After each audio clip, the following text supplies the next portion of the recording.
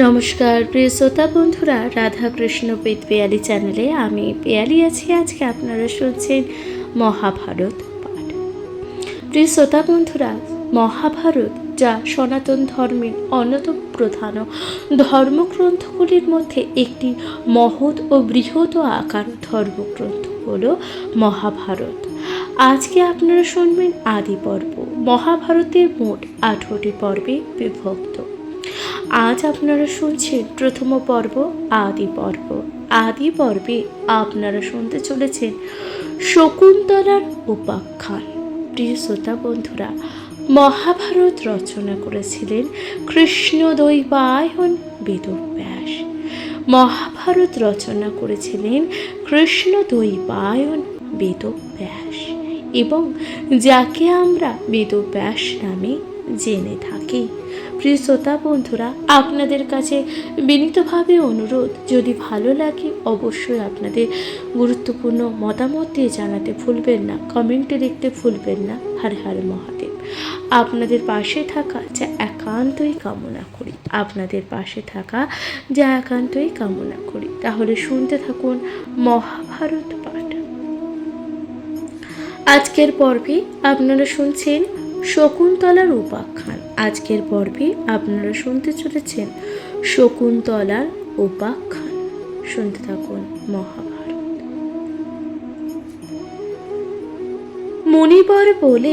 মুনিবর বলে শোনো হে পরীক্ষিত সুত। মুনিবর বলে শোনো পরীক্ষিত সুত।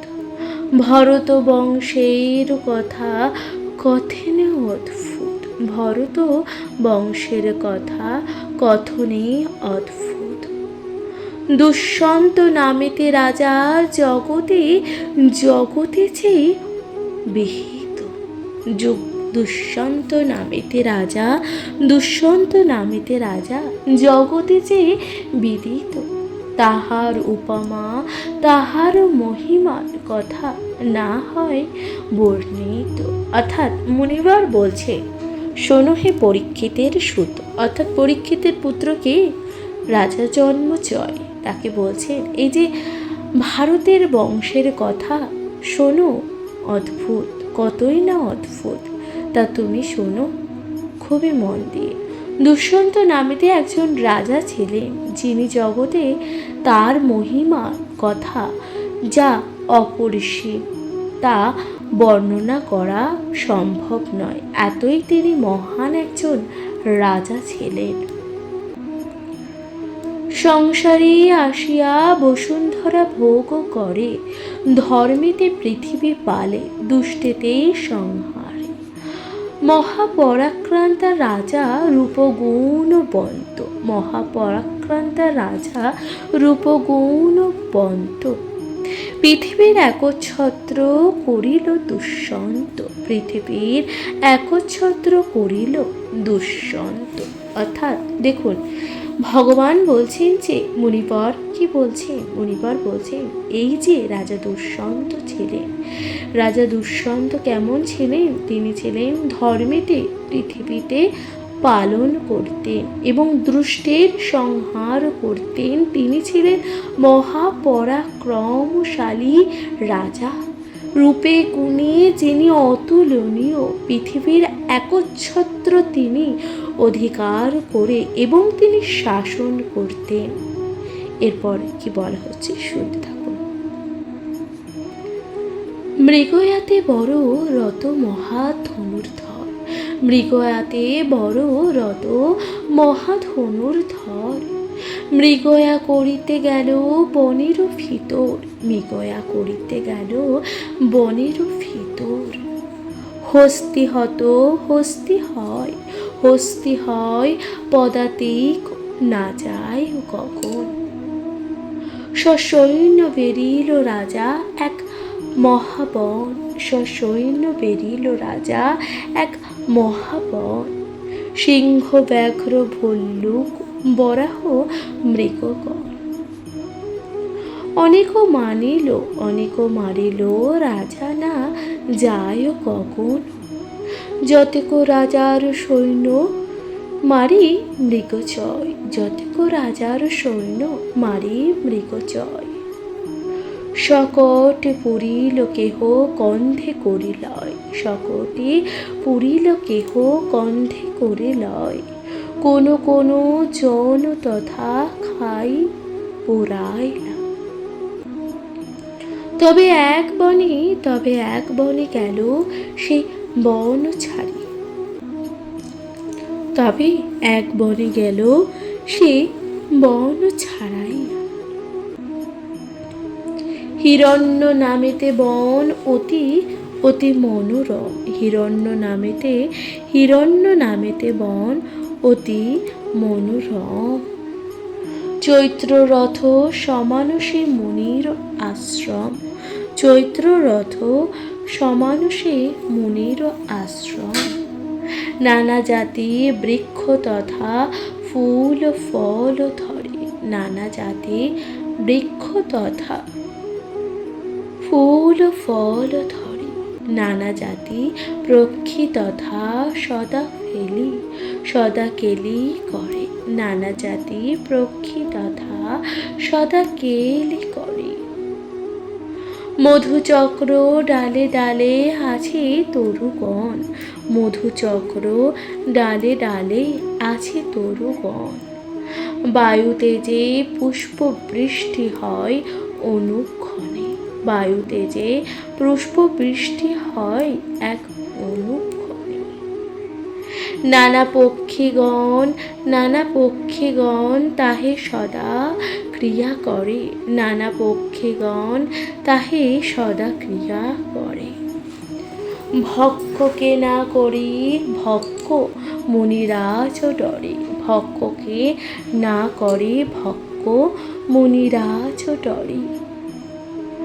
মালিনী নামেতে নদী, মালিনী নামেতে নদী দেখিয়া নিকটে, মালিনী নামেতে নদী দেখিয়া নিকটে। মুনিগণ বসেন তাহাতে দুই তটে। অগ্নিহোত্র ধূম গিয়া পরশে গগনে, অগ্নিহোত্র ধূম গিয়া পরশে গগনে। ব্রহ্মার বদনে যেন বেদ উচ্চারণ, ব্রহ্মার বদনে যেন বেদ উচ্চারণ। মুনির আশ্রম বুঝি দুষ্যন্ত নৃপতি, মুনির আশ্রম বুঝি দুষ্যন্ত নৃপতি। ডাকিয়া বলেন রাজা সৈন্যগণের প্রতি, ডাকিয়া বলেন রাজা সৈন্যগণের প্রতি। মুনি সম্ভাসিয়া আমি না আসি যাব তো, মুনি সম্ভাসিয়া আমি না আসি যাব তো। ওইখানে সর্বজন থাকো হো তাবৎ, ওইখানে সর্বজন থাকো হো তাবৎ।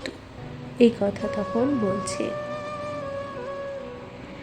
ভগবানের কথা শুনে এবার মুনিগণ বলছেন যে এত বলি নরপতি পুরোহিত লইয়া, এত বলি নরপতি পুরোহিত লইয়া। কন্যের আশ্রমে রাজা উত্তোলিত গিয়া প্রবেশ করিল গিয়া মুনি অন্তপুরে, প্রবেশ করিলা গিয়া মুনি অন্তপুরে। দেখিল সে কর্ণ নাই চিনতে নৃপ, হেনকালে শকুন্তলা মুনির নন্দন, হেনকালে শকুন্তলা মুনির নন্দন। পার্থ অর্ঘ্য দিয়া তুষ্ট কইল যে নৃপমুনি, পার্থ অর্ঘ্য দিয়া তুষ্ট কইল যে নৃপমুনি। দেখিয়া কন্যার রূপ নৃপতি মোহিত, দেখিয়া কন্যার রূপ দেখি নৃপতি মোহিত। জিজ্ঞাসিল কন্যার প্রতি হয়ে বিমোহিত, জিজ্ঞাসিল কন্যার পতি হয়ে বিমোহিত। দুঃশান্ত নিপতে আমি শোনো সুবোধনী, দুঃশান্ত নিপতে আমি শোনো হে শুভধ্বনি। হেতা আইলাম আমি ভেটিবারে মনি, হেতা আইলাম আমি ভেটিবারে মনি। কোথায় গেলেন মুনি কৌতূহ সুন্দরী, কোথায় গেলেন মুনি কহত সুন্দরী। তুমি তুমি বা কাহার কন্যা, তুমি বা কাহার কন্যা কহ সত্য করি, তুমি বা কাহার কন্যা কহ হে সত্য করি। কন্যা বলে গেল পিতা ফলেরও কারণ, কন্যা বলে গেল পিতা ফলেরও কারণ। মুহূর্তেই রণহেতা আসিবে এখন, মুহূর্তেই রণহেতা আসিবে এখন। মুনির নন্দিনী আমি, মুনির নন্দিনী আমি শোনো হে নৃপবর, মুনির নন্দিনী আমি শোনো হে নৃপবর। এত শুনি নরপতি করিল এক উত্তর, এত শুনি নরপতি করিল এক উত্তর।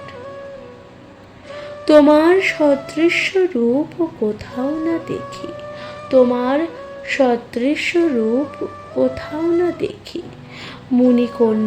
মুনিকন্যা সত্য তুমি কহ শশীমুখী, মুনিকন্যা সত্য তুমি কহ হে শশীমুখী। পরম তপস্বী মুনি ফলমূলাহারী, পরম তপস্বী মুনি ফলমূলাহারী। দারুত্যাগে জিতেন্দ্রিয় মহাব্রহ্মচারী, দারুত্যাগে জিতেন্দ্রিয় মহাব্রহ্মচারী। তাহার তনয়া তুমি হইলা কি মতি, তাহার তনয়া তুমি হইলা কি মতি। কহ সত্য শুভদিনী আমারও সাক্ষাৎ। কন্যা বলে শোনো মম জন্মের কাহিনী, কন্যা বলে শোনো মম জন্মের কাহিনী। যে মতে হইনু আমি মুনির নন্দিনী, যে মতে হইল আমি মুনির নন্দিনী। অর্থাৎ এই যে রাজা দুষ্যন্ত ও শকুন্তলার যে প্রণয় কাহিনী, কত মধুর প্রণয় কাহিনী আপনারা তা শুনতে চলেছেন প্রিয় শ্রোতা বন্ধুরা। তাই বলা হচ্ছে যে মধুচক্রের ডালে ডালে আছে তরুগণ। এবার সেই যে পর্ণকুটিরে থাকতেন কে? পর্ণকুটিরে থাকতেন শকুন্তলা। শকুন্তলা ছিলেন অত্যন্ত সুন্দরী এবং অত্যন্ত সুন্দরী। তিনি ছিলেন মেনকার কন্যা, এবং তিনি লালন পালন হয়েছিলেন মুনির কাছে, মুনির আশ্রমে। বিশ্বামিত্র মুনি চান বিখ্যাত সংসারে, চিরদিন তপস্যা করেন অনাহারে। তার তপ দেখি কম্পমান পুরন্দর, আমারও ইন্দ্রত্ব লয়ে এই মুনিবর। সর্বদেব মিলি ভাবে নিরন্তর, মেনকাকে ডাকি বলে দেব পুরন্দর। অর্থাৎ বিশ্বামিত্রা বলে একজন মুনি ছিলেন, যিনি কিনা সংসারে ভীষণই বিখ্যাত ছিলেন। তিনি তপস্যা শুরু করেছিলেন একেবারে নির্জলা ভাবে। তার এই তপস্যার ফলে ইন্দ্রদেব অত্যন্ত ভয়ভীত হয়ে পড়েছিল, যাতে তার ইন্দ্রত্ব অর্থাৎ তার দেবালয় যাতে ছিনিয়ে নেয় বিশ্বামিত্র। এই কারণে স্বর্গের অপ্সরা ছিলেন মেনকাকে ডেকে এবার ইন্দ্রদেবকে বলছেন, শুনুন। রূপে গুণে তব তুল্য নাহি এই ত্রিভুবনে, মম কার্য সিদ্ধি করো আপনার গুণে।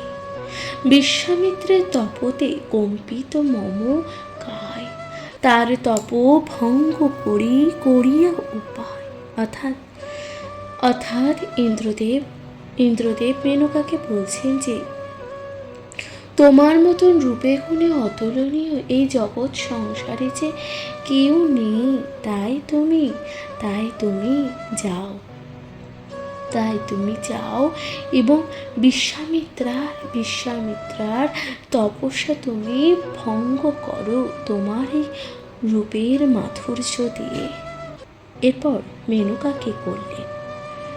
শুনিয়া মেনকা অতি বিষণ্ণ বদন, জোর খাত চরি ইন্দ্রে করে নিবেদন।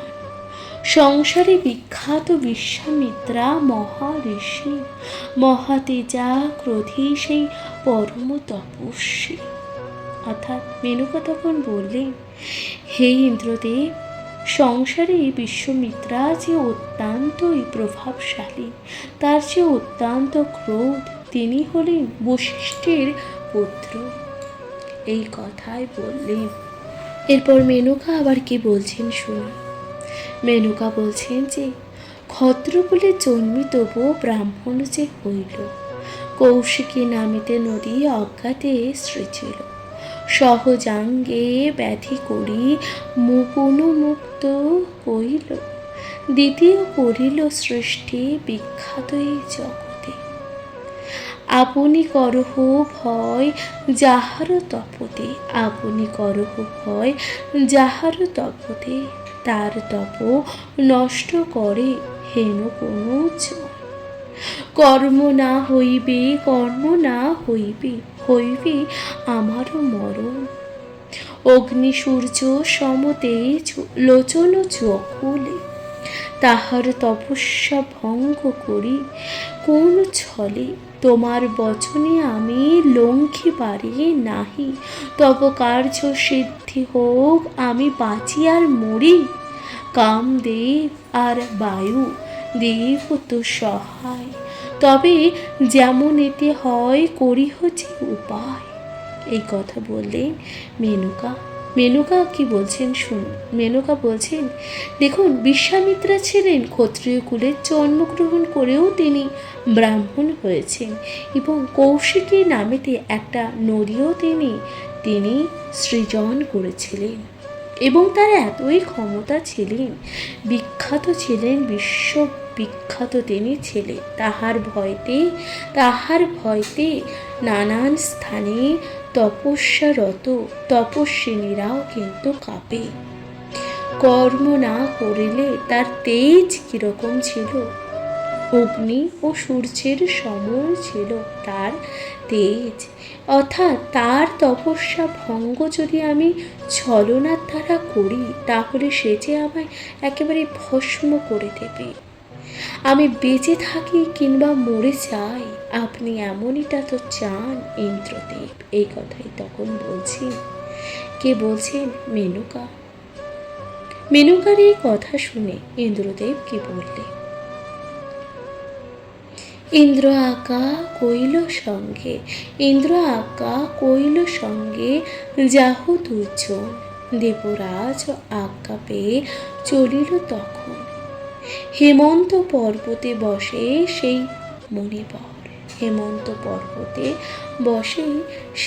মণিবর। মুনি বলে মেনকার কাঁপিল যে অন্তর। অতিশয় সুবেশা হইল যে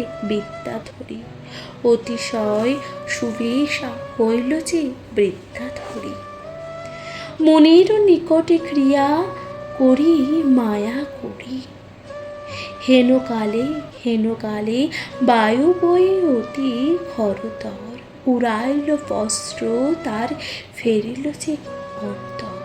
অর্থাৎ বলছে, এবার ইন্দ্রদেবের কথাই বলছেন যে সে সময় এবার মেনকা গেলেন সেই বিশ্বামিত্রের কাছে। মেনকা এবার কি করলেন শুনুন। আস্তে আস্তে মেনকা উঠিয়া বস্ত্র ধরে, বিবিধ প্রকারে পরনের নিন্দা করে।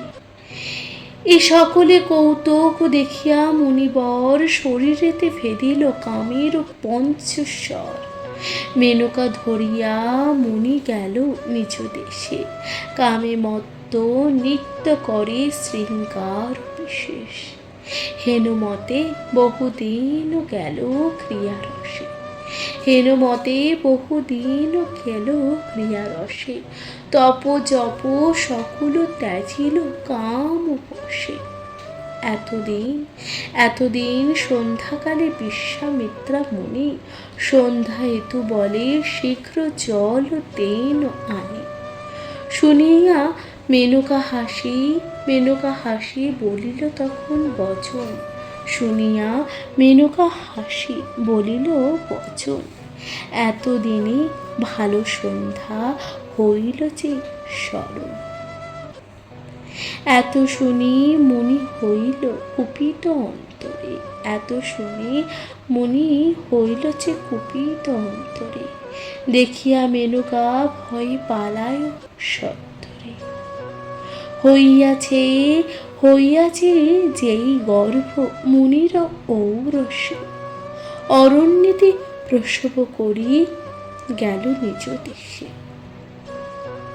মুনির তপে নষ্ট করি গেল নিজ স্থান, মুনির তপে নষ্ট করি গেল নিজ স্থান। দেখুন, মেনকা তখন নিজের কাজ করে চলে গেছেন, অর্থাৎ বিশ্বামিত্র মুনির সেই তপস্যা কিন্তু নষ্ট করে চলে গেছে।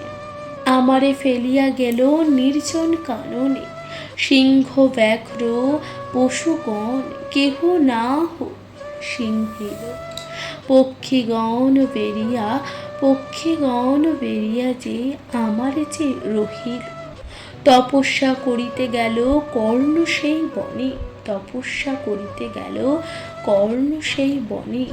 অনাথা দেখিয়া তার দয়া হইল বনে। অর্থাৎ মুনি কর্ণ সেখানে তপস্যা করতে গেলেন এবং সেই যে বনের মধ্যে সেই একটি শিশুকে পড়ে থাকতে দেখে তখন কর্ণমুনির মনে কিন্তু খুবই দুঃখ হতে লাগলো এবং কি করলেন তিনি, গৃহে আনি পালন করিল মুনিবর।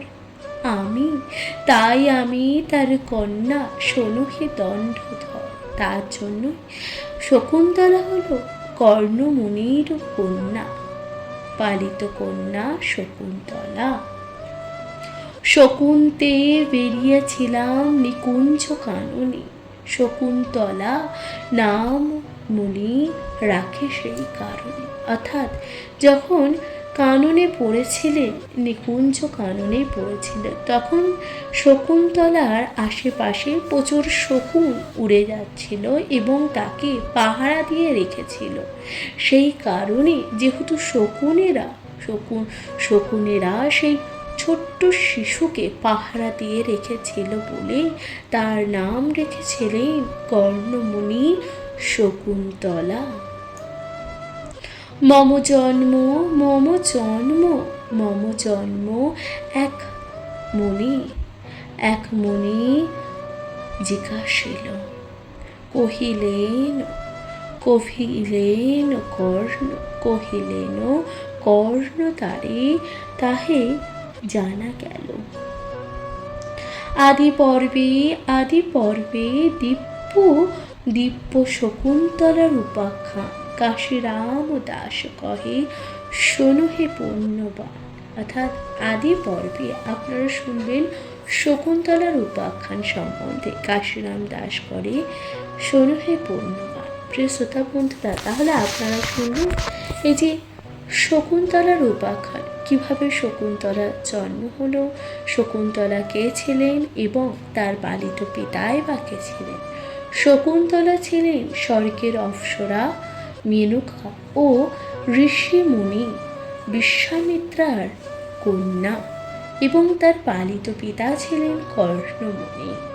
যেহেতু শকুনেরা তাকে পাহারা দিয়েছিল এবং বাঁচিয়েছিল বলে কর্ণমণি তার নাম রেখেছিলেন শকুন্তলা। প্রিয় শ্রোতা বন্ধুরা, আপনাদের কেমন লাগলো মহাভারত পাঠ? আপনাদের মূল্যবান মতামতটি জানাতে ভুলবেন না, কমেন্টে লিখতে ভুলে যাবেন না। হর হর মহাদেব। এর পরবর্তী উপাখ্যান আপনারা অবশ্যই শুনতে থাকুন, অবশ্যই আপনাদের গুরুত্বপূর্ণ মতামত দিয়ে জানাতে ভুলবেন না। শুনতে থাকবেন মহাভারত।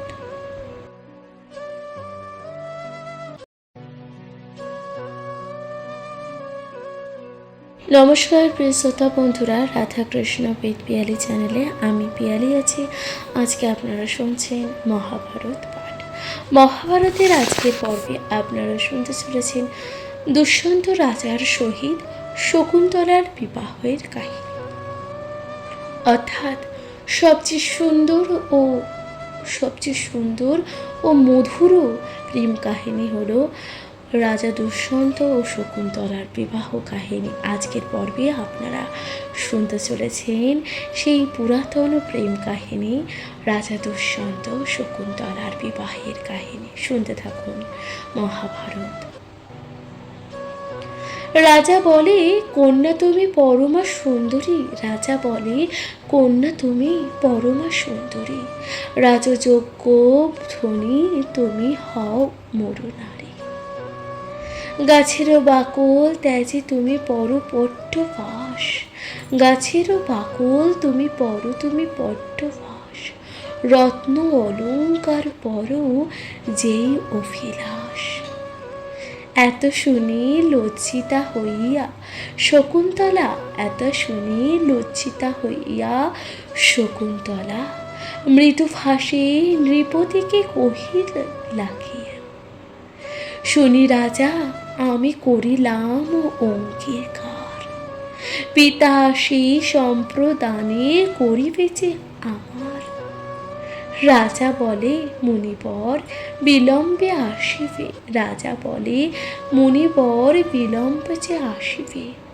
ক্ষণিক বিলম্ব হইলে মম মৃত্যু যে হইবে। অর্থাৎ দেখুন রাজা কি বলছেন। রাজা বলছেন, হে তুমি হলেন পরমা সুন্দরী কন্যা, আমি তোমার মতন কন্যা যে দেখিনি। রাজা দুষ্যন্ত শকুন্তলাকে বলছেন, তুমি রাজার যোগ্য নারী হবার, তুমি একজন প্রকৃত রাজরানী হবার যোগ্য। তাই তুমি গাছের বাকল পরিধান করো। গাছের বাকল পরিধান তা ত্যাগ করে তুমি এবার রাজবেশ ধারণ করো। এই কথা শুনে শকুন্তলা কিন্তু খুব লজ্জা পেলেন, অত্যন্ত লজ্জা পেলেন এবং তিনি মৃদুভাবে রাজাকে বলতে লাগলেন, আমার কথা শোনো হে রাজা, আমার পিতা এসে আমার সম্প্রদান করিবে। তখন রাজা বলে যে মুনিবর আসতে যে বিলম্ব হবে। তখন রাজা বলে মুনিবর আসতে যে বিলম্ব হবে, আর এত বিলম্ব যে আমার আর সহ্য হবে না। ক্ষণিকের বিলম্বে যে আমার মৃত্যু হইবে। এই কথা তখন রাজা বলছে। বেদোক্ত বিবাহ হয় অষ্টম প্রকার। বেদোক্ত বিবাহ হয় অষ্টম প্রকার। গান্ধর্ব বিবাহ লিখে ক্ষত্রিয়ের আচার। অর্থাৎ বেদে 8 প্রকার বিবাহের কথা বর্ণনা করা হয়েছে। তার মধ্যে গান্ধর্ব বিবাহ, যা ক্ষত্রিয়দের আচার রয়েছে। গান্ধর্ব বিবাহ অর্থাৎ পালিয়ে গিয়ে বিবাহকেই গান্ধর্ব মতে বিবাহ বলা হয়। প্রিয় শ্রোতা বন্ধুরা, তাই বলছেন যে গান্ধর্ব বিবাহ লিখি ক্ষত্রিয় আচার। আপনি বিবাহ করো যদ্যপি আমারে, মুনির বচনে দোষ না হইবেছে তোমারে। রাজার বিনয় বাক্য, রাজারে বিনয় বাক্য শুনি শকুন্তলা শুনি। রাজার এত ভালো কথা শুনে শকুন্তলা শুনলেন এবং শকুন্তলাও কিন্তু রাজি হয়ে গেলেন। রাজারে বলিল সত্য করেই নিব মুনি, রাজারে বলিল সত্য করেই নিব। বেদের বিহিত যদি আছে পূর্বাপার, গান্ধর্বের বিবাহ হইবে শোনো হে নৃপবর।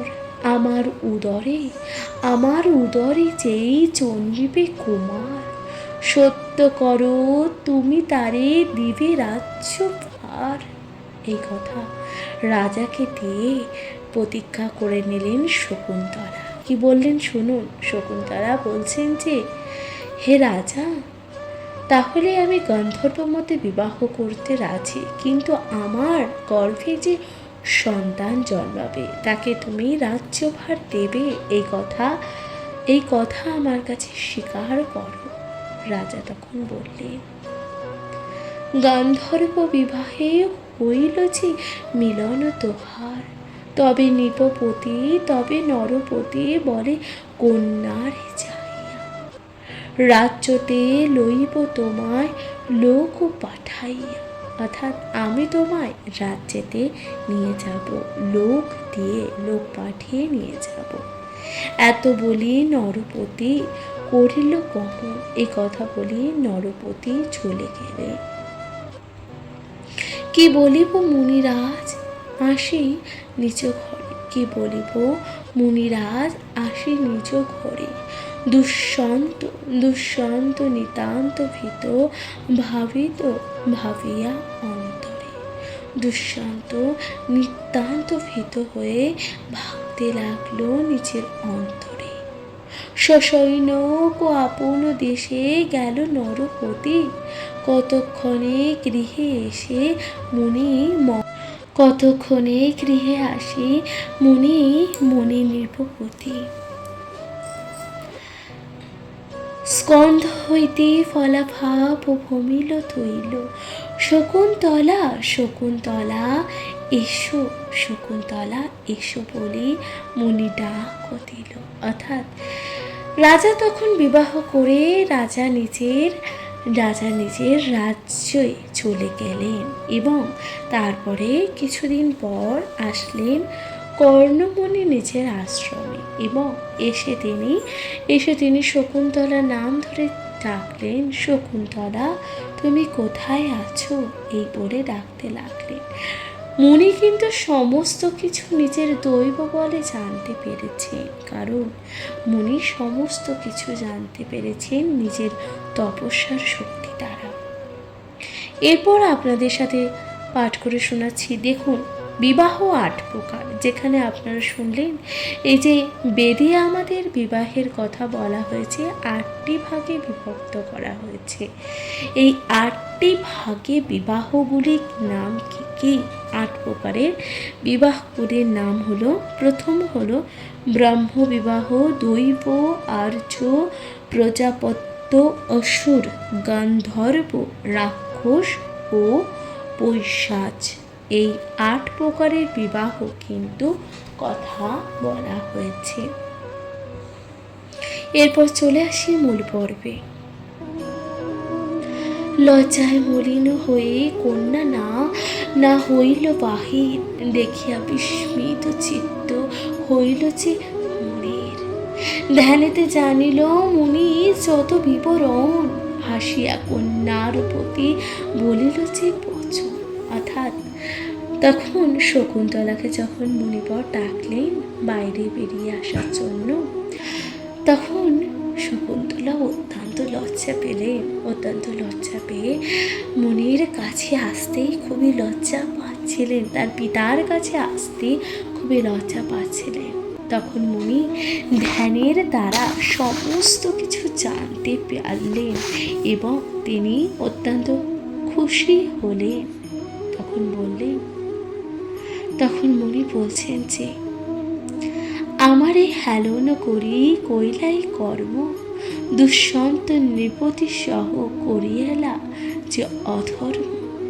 ক্ষমিলাম তোরে আমি করেছি যে পালন, না করিব ভয় চিত্তে স্থির করো।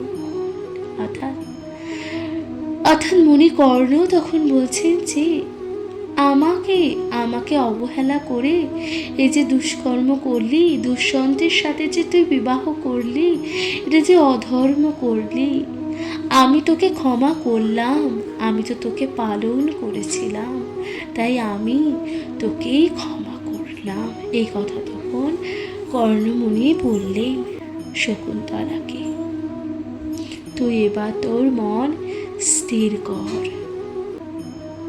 সবিনয়ে বলে কন্যা, জুড়ি তুই কর, করিনু দুষ্কর্ম মোরে ক্ষম মুনি পর, যোগ্য পাত্র সেই যে দুষ্যন্ত নিপবর, গন্ধর্ব বিবাহে তারেই করিলাম যে পর।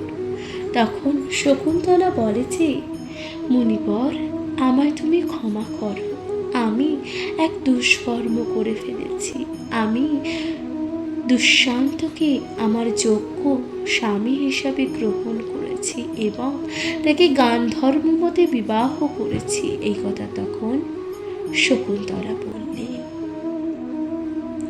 এত শুনি মুনিবর বলিল হাসিয়া, ক্ষমিলাম নৃপতিরে তোমারও কারণে, ইচ্ছা মতো বর চাও তুমি করহ প্রার্থনা। ইহা শুনি অতি ধীরে শকুন্তলা কয়, বাঞ্ছা যদি বর দিতে পিতা মহাশয়, প্রসন্ন হইয়া তুমি বর দেহ তবে। অতুল প্রতাপে ধরা শামসুক গৌরবে, রাজ অচ্যুত অথবা অধর্মক পরায়ণে, পুরুবংশীরা যেন না হয় কখনো শকুন্তলার মুখে তবে শুনি এই বাণী।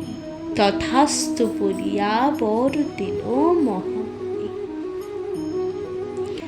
বিস্মিত হইয়া রাজা রাজভোগে ভোলা, বিস্মিত হইয়া রাজা রাজভোগে ভোলা, কতকালে প্রসব হইল যে শকুন্তলা, পরম সুন্দর এক পুত্র শশী ষোলকলা, দিনে দিনে বারে পুত্র মুনির ভবনে, 6 বর্ষ পূর্ণ হইল রাজা নাহি জানে, মহাপরাক্রান্তা বীর হইল যে শিশুকালে, সিংহ ব্যাঘ্র হস্তি ধরি আনে পালে পালে, তার পরাক্রমে দেখি মুনি চমৎকার, অর্থাৎ শকুন্তলার এক পুত্র হলো, সে অত্যন্ত বলবান ও অত্যন্ত ক্ষমতাশালী হলো। এবার কি বলছে, দমনক বলি নাম দিলেন তাহার, তার নাম দিল কি দমনক। শকুন্তলার সহ মুনি করিল এই বিচার, যুবরাজ যোগ্য তুমি হইল তোমার, পুত্র সহ যাও তুমি এবার রাজারও আলয়, পিতৃগণে কন্যা কভু সম্ভব যে না হয়। তখন মুনি বলছেন, এবার তুমি তোমার স্বামীর আলয় ফিরে যাও, কারণ বিবাহের পর পিতৃগৃহে কন্যা এতদিন থাকা সম্ভব নয়। ধর্মক্ষয়, অপযশ হয়, কুচরিত্র, এতে ধর্মের ক্ষয় হয়, অপযশও হয় ও কুচরিত্র হয়। পিতৃগৃহে বহু ধর্মে না হয় পবিত্র, এত বলি শিষ্য এক দিলেন সম্মতি, পুত্র সহ পাঠাইল দিয়া নরপতি, দুষ্যন্ত নৃপতি বৈশে হস্তিনা নগরে। দুষ্যন্ত তখন নৃপতি অর্থাৎ রাজা হয়ে বসে আছেন হস্তিনাগরে। শকুন্তলা গেল যথা আসে নৃপবর, পাত্র মিত্র রাজা আসেন বসিয়া, পুত্র আগে করি তথা উত্তরিলা গিয়া, রাজারে চাহিয়া শকুন্তলা কহে বাণী, এই পুত্র তোমার দেখো নৃপমণি। রাজার সামনে গিয়ে শকুন্তলা বলে, এই পুত্র তোমার দেখো হে নৃপমণি। পূর্বের প্রতিজ্ঞা রাজা করহ স্মরণ, তপবনে গিয়াছিলে মৃগয়া কারণ। আপনার সত্য রাজা করহ পালন, পুত্র কোলে করি রাজা তোষ মন। শুনি সভাসদ ও লোক বিস্ময় অন্তরে, হাসিয়া দুষ্যন্ত রাজা কহিল উত্তর, কোথাকার তপস্বিনী, কাহার তুমি নন্দিনী, কোন কালে পরিচয় আমি নাহি জানি। এই কথা তখন রাজা বললে। রাজা দুষ্যন্ত তখন শকুন্তলাকে অস্বীকার করে এবং তাকে চিনতে পারেনি, তখন তাকে ভুলে গেছিল। এরও পেছনে কারণ আছে, আপনারা শুনবেন তা আগামী পর্বে। আপনাদের জানাই অনেক অনেক ভালোবাসা এবং আপনাদের কেমন লাগছে রাজা দুষ্যন্ত শকুন্তলার প্রণয় কাহিনীর পর্ব। আপনাদের গুরুত্বপূর্ণ মতামত জানাতে ভুলবেন না, কমেন্টে লিখতে ভুলবেন না। হর হর মহাদেব। আজকের মতো জানাচ্ছি এখানে বিদায়। ভালো থাকবেন, সুস্থ থাকবেন, শুনতে থাকবেন মহাভারত পাঠ। অবশ্যই আপনাদের গুরুত্বপূর্ণ মতামত জানাতে ভুলবেন না। নমস্কার, শুনতে থাকুন।